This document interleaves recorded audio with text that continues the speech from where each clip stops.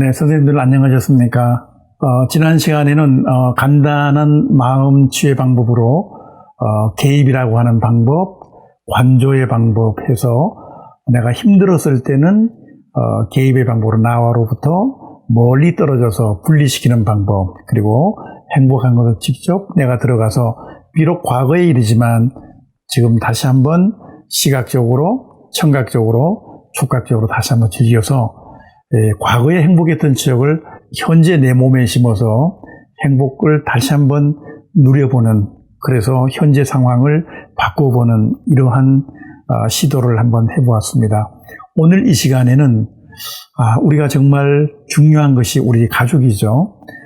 대체적으로 제가 학교에 있을 때 상담을 해보면 성격적으로 왜곡이 되거나 또 적응이 잘 되지 않은 그 학생들의 성격의 뿌리는 어디였을까요? 역시 그 가정이었습니다. 그 가정에서 부모님의 서로의 그 가족과 부모님 사이에, 자녀와 부모님 사이에 이 커뮤니케이션 유형이 어떤 거냐, 어떤 식으로 소통을 했느냐에 따라서 많은 차이가 있었고요. 대체적으로 특히 아버지, 어머니 계시지만 제가 그냥 부모님이라고 이렇게 호칭을 하고 우리 가정이라고 하는 좁은 범위를 예를 한번 들어본다면 부모님이나 또는 가장이 어떤 유형의 성격을 가졌냐에 따라서 그 가정의 의사소통 방식이 완전히 달라집니다. 대체적으로 우리가 부모님이나 가장들의 성격은 다양하지만 그 형태는 한 4가지 정도로 요약을 해볼 수가 있습니다.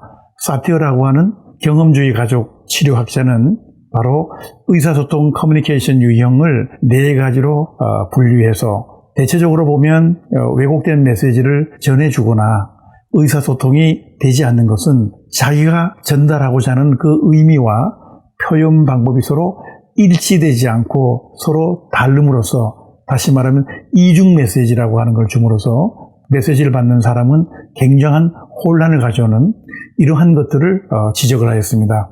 경험주의 심리학자였던 우리 사티어 선생님이 주장하시고 제시하셨던 우리 가족 간의 커뮤니케이션 또는 일반 사회 속에서도 어떤 유형의 커뮤니케이션 유형을 가진 사람들이 있는가를 한번 살펴보겠습니다.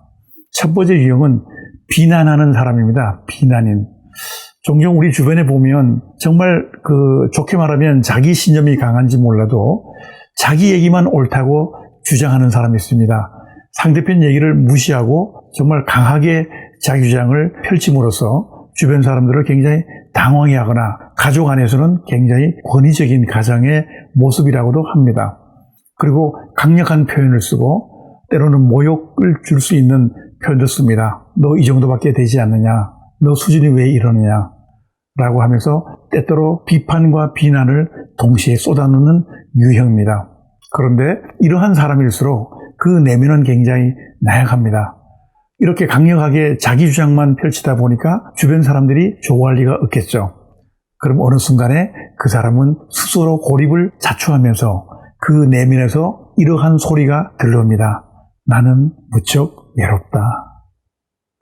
상당히 내면의 자아가 약해진 모습을 볼 수가 있겠습니다.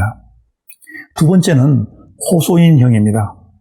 정정당당하게 자기 의견을 밝히는 것이 아니라 상대방 의견에 그냥 맹종하거나 또 우리 가족 안 같으면 부모님이 아이들에 대해서 정말 적절한 훈육이나 적절한 충고 같은 것을 하지 않고 그냥 아이들의 말에 그냥 순종하고 아이들 말이라면 그냥 들어주는 이런 형태라 볼 수 있습니다.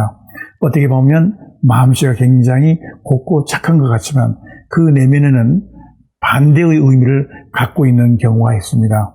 또 아이들도 이렇게 이런 부모님 밑에서 이러한 커뮤니케이션의 그 방법을 내면화시켜주면 나중에 성인이 돼서도 정정당당하게 자신의 감정과 또 자신의 신념을 얘기하지 못하고 굴종하는 약간은 비겁한 인격의 소유자가 될 수도 있겠다라고 이제 우려하는 그런 문제점을 갖고 있습니다. 물론 제가 오늘 지적하는 것은 주로 문제점만 좀 지적을 해보겠습니다. 다른 면으로는 장점도 물론 있지만 이 문제점이 더 우리가 가족끼리나 사회 속에서 커뮤니케이션을 또는 의사소통에 문제가 발생되기 때문에 그것을 좀 지적한다 하는 것을 양해를 해 주시기 바랍니다.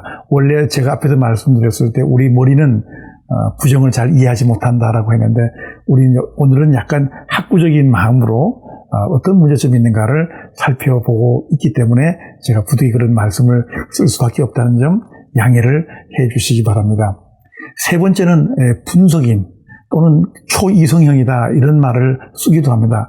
이런 사람들의 형태는 어떤 것이냐면 나는 정말 늘 감정에 휘둘리지 않고 정의롭고 이성적인 사람이야. 나는 굉장히 모든 사물을 판단할 때나 상황을 판단해 논리적이다, 합리적이다라고 주장을 하는 사람입니다. 이런 분은 사실 보면 상대방의 마음에 공감을 제대로 하지 못하시는 분입니다. 어떻게 보면 내 마음속에는 오직 이성만 존재하고 있지 감정은 하나도 중요하지 않다라는 생각이 깔려있는 것이죠. 자, 이런 분은 어떨까요? 감정을 느끼고 공감의 능력이 떨어지다 보니까 쉽게 나약한 자아를 스스로 발견하면서 마음속에 이러한 대화가 나타납니다. 나는 상처받기 쉬운 사람이다. 그만큼 자기의 감정 처리에는 소홀하고 미숙한 이런 모습을 보입니다. 그리고 일명 겉에서 볼 때는 굉장히 공정하고 논리적이고 아주 정당한 정의로운 사람처럼 보이는데 우리 내면에는 역시 나는 상처받기 쉬운 나약한 사람이야 라고 하는 마음의 울림이 있는 분들이 이러한 분들입니다. 네 번째 유형은 바로 혼란스러운 혼란인입니다. 이 사람의 행동은 앞뒤 예측이 안 됩니다. 그리고 얼핏 보면 말을 많이 하기 때문에 또 말을 때로 재미있게 하기 때문에 유머가 있다라고 하지만 정말 원칙도 없이 좀 예측 불가능한 언행을 하기 때문에 옆에 있는 사람들이 많이 혼란에 빠지기 때문에 혼란이다 이런 얘기를 합니다. 자, 이런 사람들이 왜 이렇게 혼란스러운 행동을 하고 예측 불가능한 행동을 하게 될까요? 그 마음속에 내면에는 이러한 음성이 들려오고 있습니다.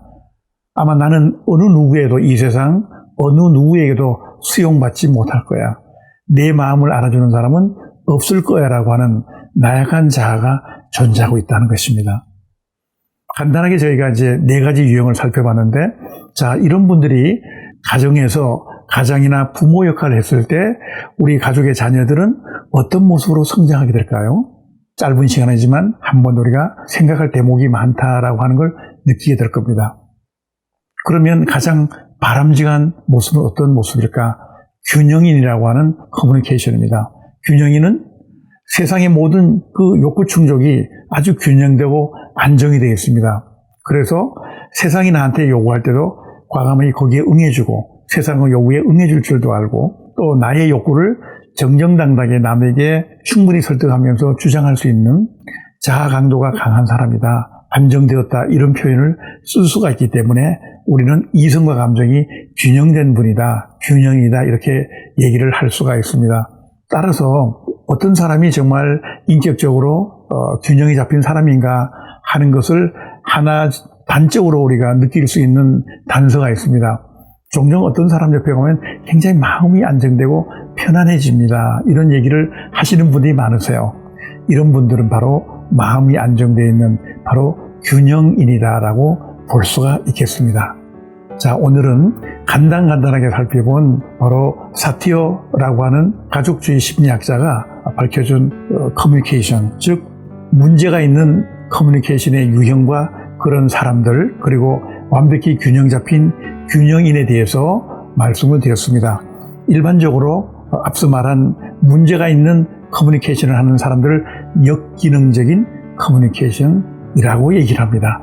이러한 곳에서 우리가 바로 건강하지 못한 자아가 형성이 되고 또 나아가서는 스트레스와 또 마음의 문제, 심리적 장애를 불러오기 때문에 우리는 한번 늘 시간 날 때마다 나는 과연 가족 안에서 사회생활 안에서 어떠한 형태로 커뮤니케이션을 하고 있는 사람인가 하는 것을 살펴보는 것도 의미 있는 일이다라고 할 수가 있겠습니다. 오늘은 사티어의 커뮤니케이션 유형에 대해서 살펴보았습니다. 다음 시간에 또 좋은 주제를 가지고 여러분을 뵙도록 하겠습니다. 대단히 고맙습니다.